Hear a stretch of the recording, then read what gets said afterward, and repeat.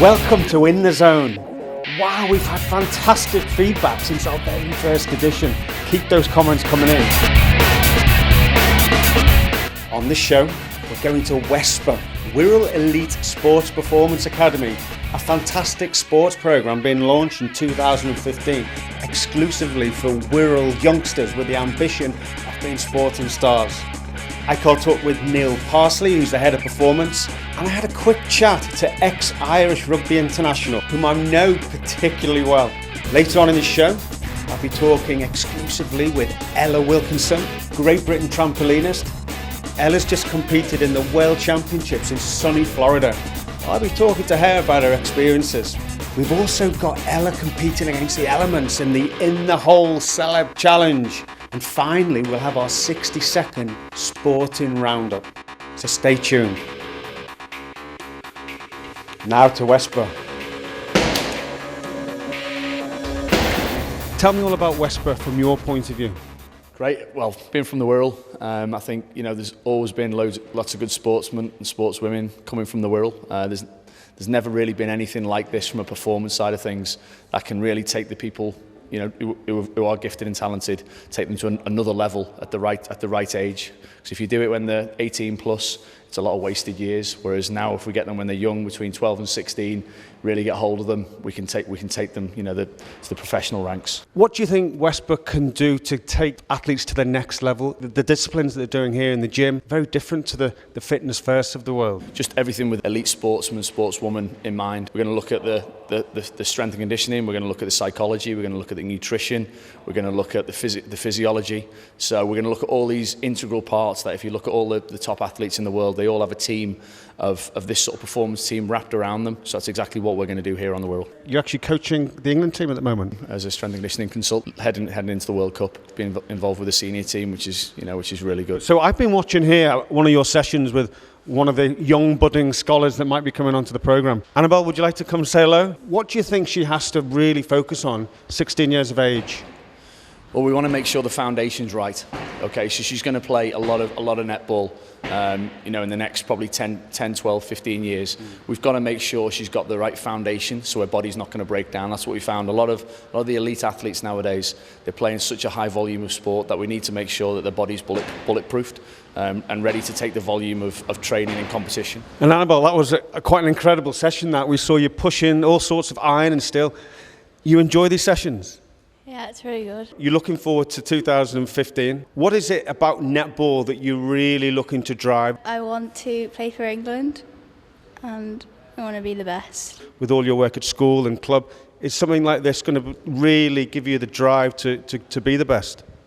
Yeah, because it fits in really well with school. For somebody like me who's been involved in sport as well, coming in here is, I've never seen anything like it before, but I can understand some of the things we're looking at are fantastic for athletes coming forward. Take me to one of the stations and we can have a little have a little look. Anything you do, anything we do on the suspension trainers, basically utilise. So if you're doing some kind of pulling exercise, rather than just sitting on a machine in a gym doing a pulling exercise, we're actually going to engage the core. So when we're pulling, it's working the full body. Will the likes of Chris Robshaw be doing these sort of training? It's a little bit different, but prowlers, we use the prowler here, we use the sleds, kettlebells, the sledgehammer and the tyre. And one thing that struck me were the monkey bars over here. Now, of course, we know what monkey bars do because, of course, we see them in playgrounds. What will an athlete get out of the monkey bars? Grip's huge. Doing whatever you're going to do, whether you're going to go laterally, you're going to go up and down.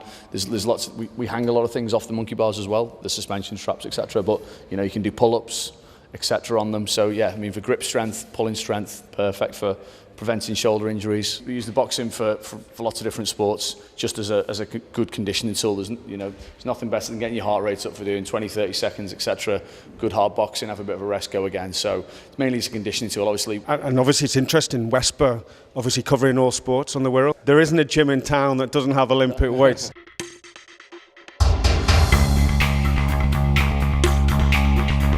That was a bit energetic, was it not? Yeah. It's good at that. So, young cricketer, lateral movement, obviously change of direction, massively important at the end of the crease. So, this is sort of drill we've been working on recently and working really well at it. And Armin, you're a bowler. Opening bat with bowler bit, yeah. And how are you finding these exercises? How long have you been doing them first with Neil? I'm doing them about 2 months, and yeah, it's helped a lot. I'm bowling a lot quicker, and I can keep fitness higher in the field and when I bat. And how often do you do these sessions, Armand? Twice a week, Wednesdays and Fridays, yeah. Right, and so it's a big commitment, and that does work with school, and it works with cricket nets. Yeah, it does. I do my stuff most days after school. Yeah, it's quite tough. So I understand from Neil, you are going to be one of the identified potential scholarships for the Westbrook programme. Is that something you'd look forward to doing? Yeah, it would be good to do that. Yeah.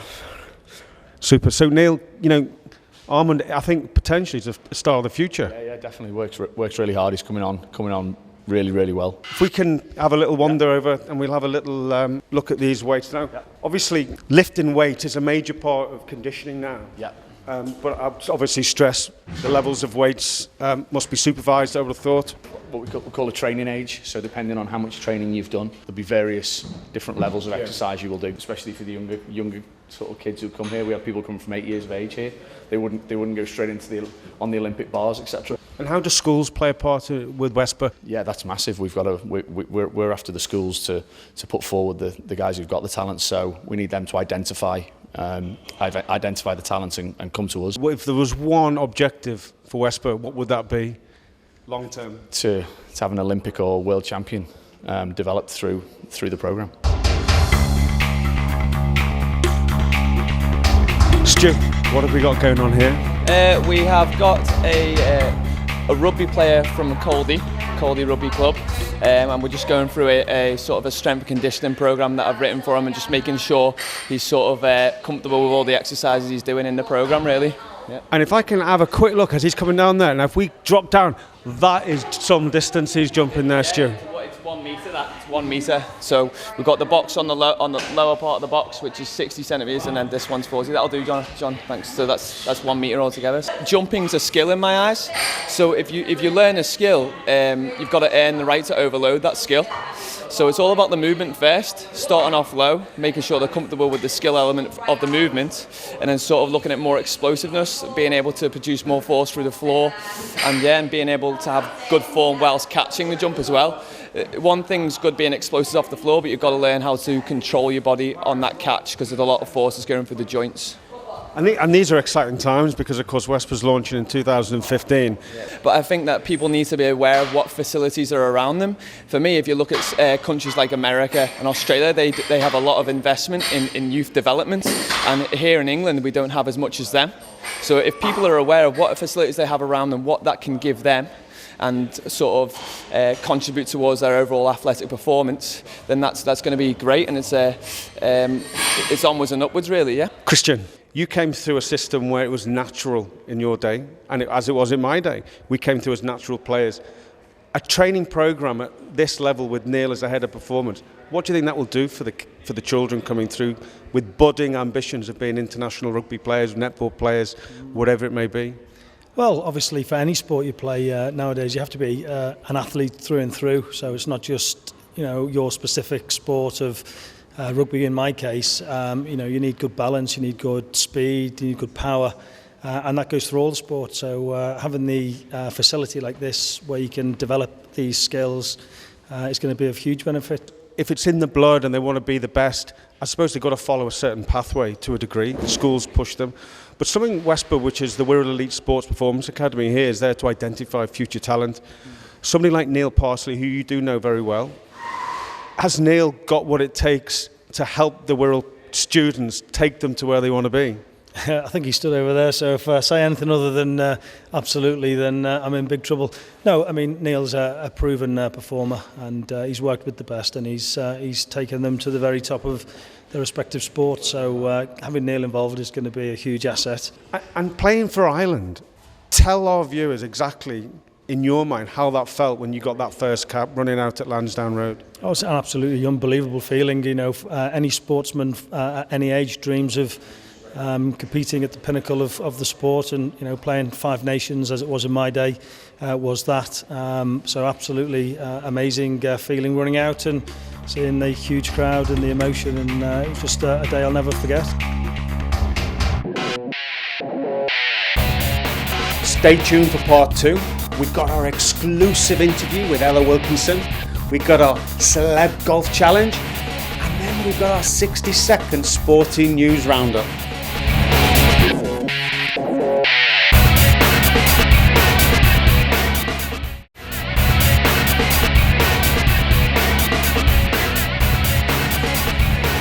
Welcome back. Well, Ella, I'm so pleased you've been able to come onto the show. Been dying to ask you all these questions. Had a long conversation with your mum. Proud as one can be. The first one, importantly, is how did you get into trampolining? Well, I used to compete another form of gymnastics called tumbling, and I had a few friends from there who went to a trampolining club, and I went along with them one time and really enjoyed it and thought I'd give it a go. And how old were you then when that happened? Because you're 14 now, of course. Yeah, I've been trampoline DMT for 2 years now. Yeah. So when I was 12, 11. I understand that the trampolining that you use is not the one that's standard, the round or the square one that we all know. Tell me a little bit about the difference. It kind of relates to the vault in artistic gymnastics, where you'd have a run-up. As for flatbed trampolining's when you compete 10 skills on the spot. So you've actually just come back from Florida. Yeah. You've just been in the World Championships. Yeah. To say you've been in the World Championships must be fantastic, and all your school friends must think, wow. So what was it like, A, to go to Florida and B, to experience World Championships at 14? It was amazing. It was my first international competition and I really enjoyed it. I've always really wanted to go to America as it's one of my dream destinations, and it was amazing to compete with loads of different countries, and I hope to get used to it and in the future compete in a few more. Tell us a little bit how you did finally finish. I came 11th. Where do you see yourself being in 2015? What are you looking to achieve? Well, I'm hoping to improve further for next year anyway. I feel as if I could have competed a bit better just to push myself a bit further into the ranking, but I'm still very happy with my performance. In 2015 I moved into the 15-16 age category, and the competition is a bit harder, so I'm going to have to work towards more skills and improving on my neatness.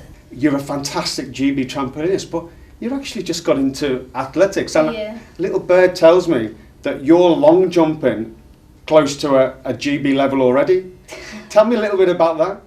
Well, I've always enjoyed athletics and I've always wanted to give it a go, and in the summer I decided that I'd start at Liverpool Harriers, and I've really enjoyed it since then, and I'm hoping to improve for the future as well. Wow, so you could really be a double sporting champion in the not so distant future. Yeah, well, I am hoping for the future that my long jump and triple jump may be successful, as well as my DMT, and I'm hoping to reach my peak in it and do my best. So you go to West Kerry Grammar for Girls on the Wirral. Obviously your friends must be so pleased to have a world champion competitor and a GB trampolinist in their group.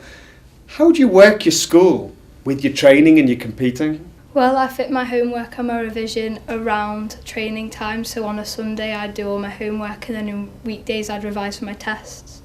But it's not much of a hassle, but I do get it done in time. Wow, you've got it all sussed out, I think, haven't you?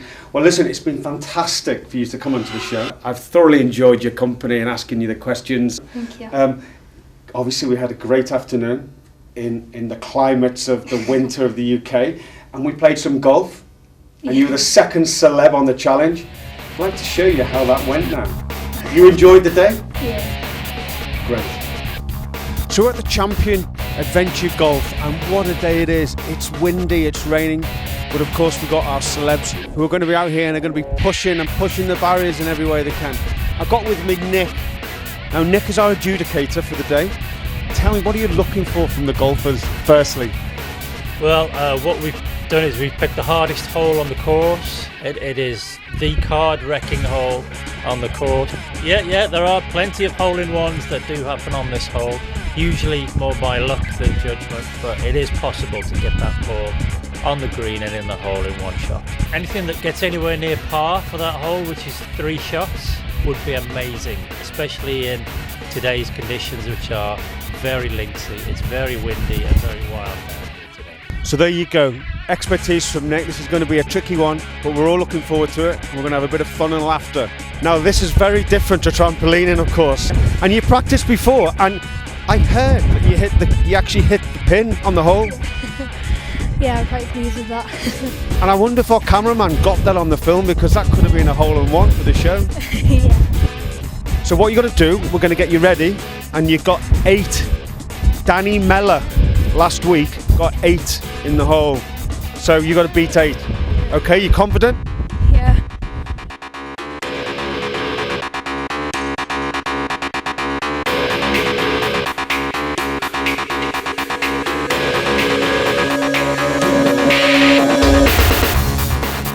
Ella, that was absolutely fantastic. You just hit 5 shots. Now, if I remember rightly, Danny Mellor last week took 8. How do you feel about that, Ella? I'm pleased with my performance. When she came down, she was a little bit nervous at the top, and I noticed she was practicing a lot. But fantastic result for her. I'm sure she's going to be really thrilled with that. I think so as well, yeah. She coped well with the conditions. She's just got back from Florida, so she's done really well. Just come back from the World Championships, yeah? So, winning the In the Hole Celeb Challenge for the In the Zone show, how would that make you feel? Pretty good. Okay, so you're second in so far. Thank you for coming. Thank you.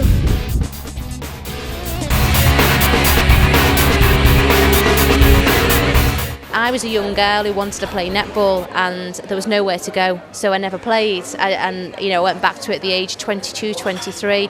So looking at the performance side of it, but also in an activity way, I had 4 or 5 years of being completely inactive, and that from a sport point of view, you struggle then to get people back into sport. So I think what's exciting about it is making sport high profile, giving the kids something to aspire to and think, yeah, I can do that, but making it easy for them and giving them that pathway. What are the barriers to it, and digging down on what stops females getting involved. And I think that what comes across from what Westbrook's going to offer is that all-around package, looking after them as an athlete and looking at athlete development, not just a number on a spreadsheet somewhere. But as an advisory board member and children and schools applying for scholarships, what are you looking for, in particular the girls, let's just say, what are you looking for in applications? I think for me that real sort of commitment and passion, and it's not going to be easy, it's not going to be hard work, and knowing that they are going to get to the point of having to be really focused but wanting to learn. I think sometimes when you've got, and this is a bit sweeping statement, but you've got a strong athlete, when they've been in that comfortable school environment, they've always excelled, and it's taken them out of that and saying, yeah, you are very good, but you can be excellent. I think a great goal would be kind of a pathway opportunity for whatever level, so enhancing, I think not specifically under Westbrook, but enhancing the community offer, but giving them something to work towards so they know, so that we've got then an ideal vision for me would be academies under each sport, so looking at whatever sport, it might be that we start off with top 4, top 5, work through to 10, but looking at an academy structure in the Wirral that will give young people that chance to excel. You can come to a place like Westbrook, you can come as a raw athlete and go away being a Team Sky rider in 3-4 years. Exactly. And we had this conversation with Team England for volleyball. Yeah. So Westbrook really is going to change almost the landscape of elitism on the Wirral. Definitely, yeah. And I think I'll use the word a lot, but it's that aspiration as well. In a world where money's drying up, aspiration is very low, and a lot of pressure, and our young people are suffering a little bit off the back of that. Very exciting times. I almost wish I was young again. Me too.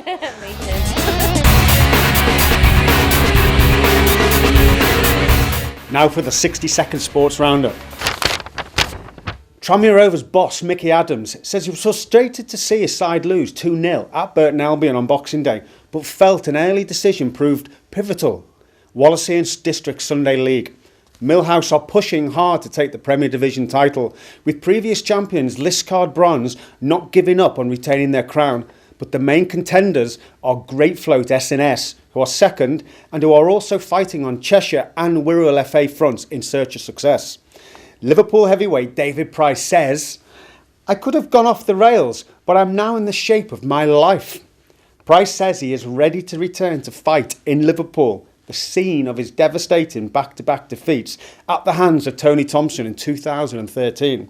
And finally, Liverpool boxer Nathan Brow says he is ready to emerge from the shadows of the light welterweight division after winning the Central Area title. The former amateur star is now targeting major fights in 2015. And that's the end of our sporting roundup. Hey! Hey! Is that okay?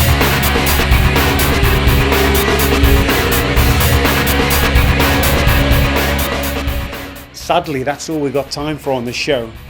So until next time, stay in the zone.